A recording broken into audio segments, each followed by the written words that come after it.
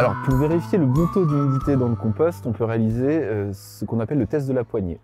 Alors, le test de la poignée, on prend de la matière en cours de décomposition. Alors, on évite de prendre le déchet frais, en fait, qui est vraiment en surface, parce que c'est pas vraiment un bon indicateur. C'est pas significatif, en tout cas, quand on le fait avec ce type de déchet-là.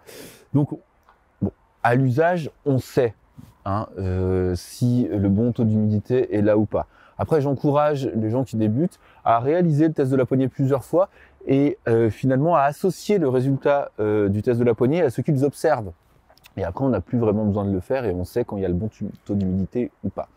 Par exemple, là, on peut assez facilement voir que c'est bien humide et ça va être trop humide. Donc en fait, quand je fais le test de la poignée, là, ça coule. Voilà.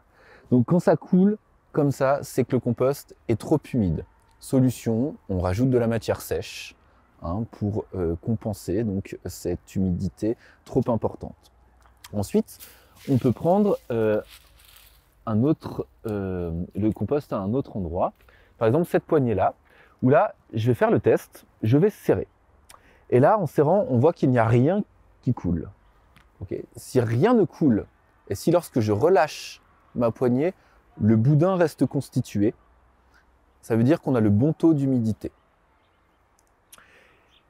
Et enfin, on va faire le test avec des éléments plus secs, mais on peut voir que si je prends des éléments secs, finalement, je vais serrer et lorsque je relâche, le boudin ne reste pas constitué, ça s'effrite. Voilà. Donc là, c'est un indicateur que le compost est trop sec.